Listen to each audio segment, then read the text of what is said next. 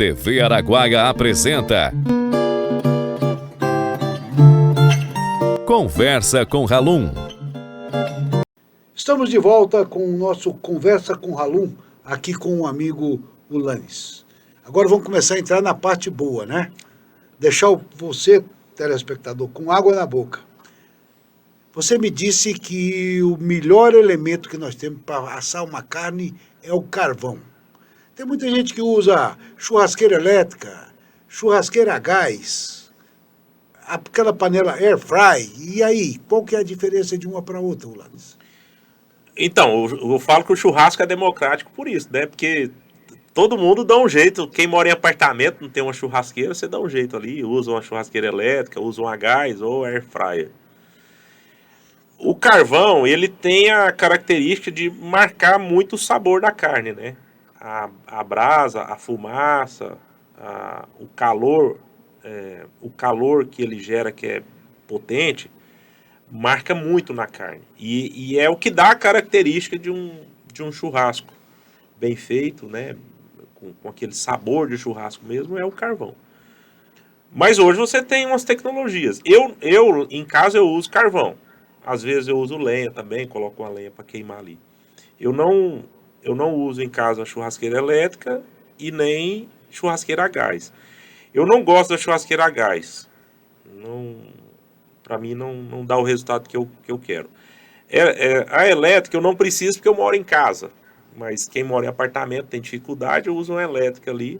Você faz alguns truques para ver se melhora ali, atinge um sabor melhor. Mas eu já comi, mas o sabor é diferente mesmo. É. E a air fryer, ela hoje está sendo muito utilizada. Dá para fazer, né? Porque a air fryer, ela acaba conseguindo dar uma certa, digamos assim, um aspecto de fritura. Ainda mais se a carne for daquelas mais gordurosas, né? Então é isso. Mas todo mundo faz com a ferramenta que tem, né? Mas essa air fryer, esse calor dela vem de onde? Ela é um motorzinho dela que gera o... A air fryer, ela é como se fosse um forno elétrico, né?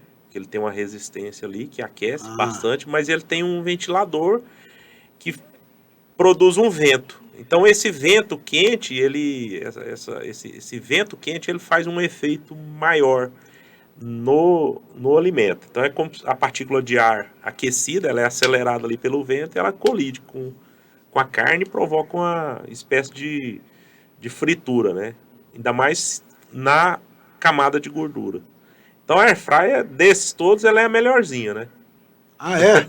É. Então tá bom. Então vai me quebrar muito galho, meu. Com certeza. Ei, e eu posso fazer um torresmo na air fryer? Pode? Dá para fazer também. Você fala air fryer. É. Eu só falo air fryer. Tá Mas certo. vou aprender.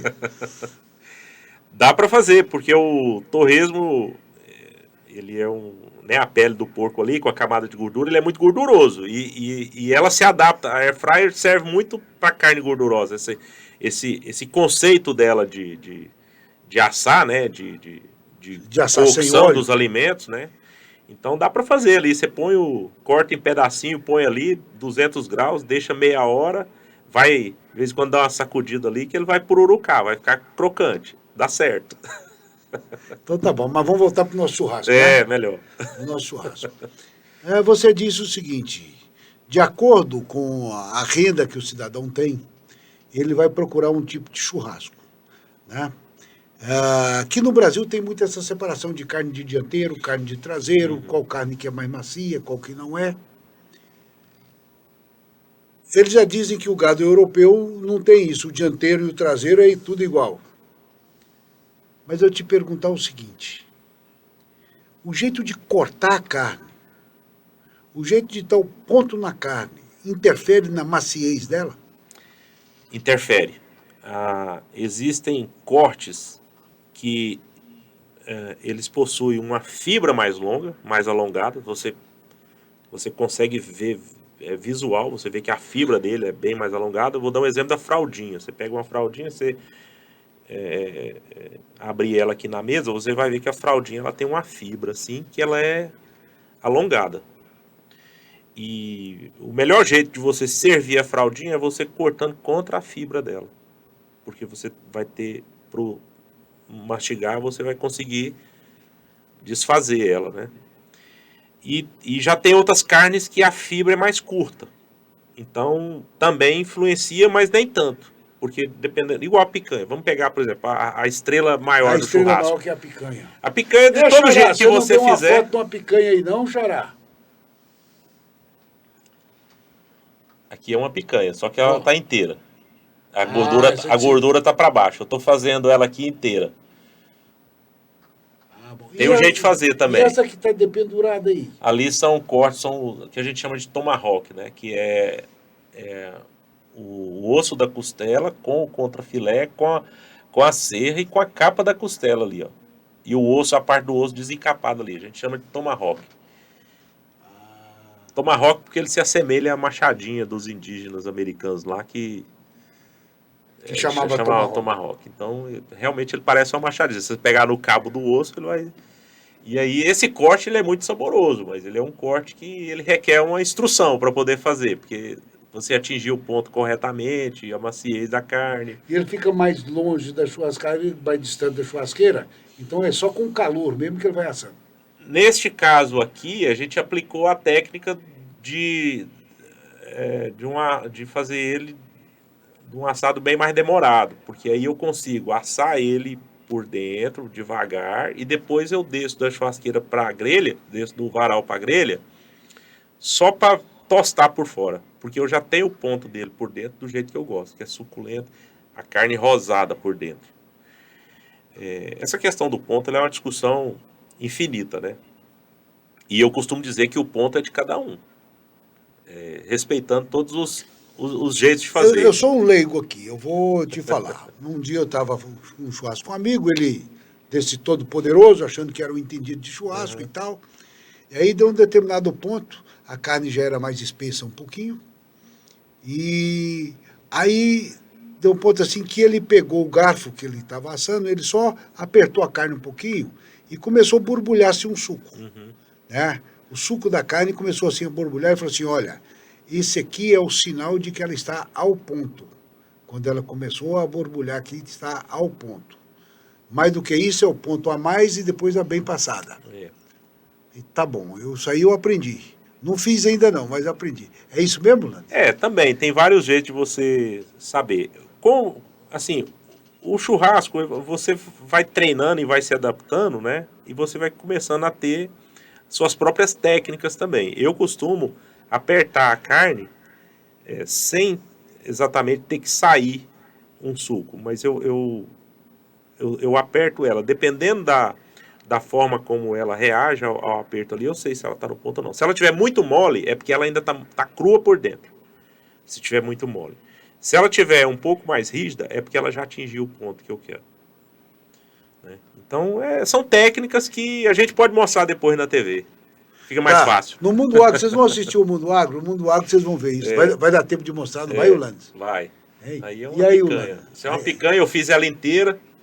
E aí, aqui é o seguinte, até certo ponto você pode fazer ela assim, depois você fatia e termina de fazer, ou você pode deixar mais um pouco e já fatia de uma vez e já serve também. Que ela vai ficar do jeito que eu estou falando, ela vai ficar tostada ali por fora, gordura bem tostada, e por dentro ela vai ficar rosada, suculenta, com o gosto realmente da carne, que é o gosto que a gente precisa extrair. A idade do animal abatido, se é uma novilha de 2 anos ou se é uma vaca de 4 anos, interfere na maciez. Quanto mais nova, mais macia a carne. É o que se conhece hoje, é isso. Mas tem um especialista em carnes aí que esses dias eu estava assistindo ele, abateram um boi de 6 anos e segundo eles que estavam lá, porque eu vi pela TV, eu não estava presente, mas estava muito macia a carne. Mas aí é uma forma de você tratar o animal, você alimentar, são técnicas. Eu vou dizer o seguinte, a gente tem no Tocantins, a gente tem umas picanhas muito boas aqui, que são tipo exportação, elas são de novilho, né? Elas são picanhas pequenas, é uma peça pequena, que é 800, 900 gramas. E são extremamente macias. E é de gado Nelore. Não precisa... Porque assim, o Nelore, ele realmente é uma carne um pouco mais dura que a de Angus. Mais consistente, né? Mas a depender das técnicas que você faz com o animal, você consegue uma carne macia também. Melhorou muito de uns anos para cá aqui no Tocantins essa carne do Nelore. Sim, porque está tendo muito Nelore tratado em confinamento. Eu, particularmente como veterinário, embora já esteja há muito tempo, né, não trabalhando diretamente com isso, mas eu acho que o gado aí em regime de pasto, ele movimenta, ele anda muito. Então a musculatura se fortalece muito. Né? E o confinado não, ele ali fica o famoso come-dorme. O come-dorme. É o come-dorme, então a carne fica mais macia. Flacidez do músculo, o músculo não fica enrijecido. Mas eu acho que é isso que tem melhorado. O fato de confinamento leva a isso. E tem uma alimentação bem dosada, né? Com a ração bem dosada e tal. O Lanes, tem uma coisa que é uma discussão eterna. Você falou aí, mexeu com a sogra, mas sogra é gente boa, chefe. A minha sogra era boa demais para mim, viu? A minha também. A sua é boa, né? Eu tenho certeza. Conversa com Ralum.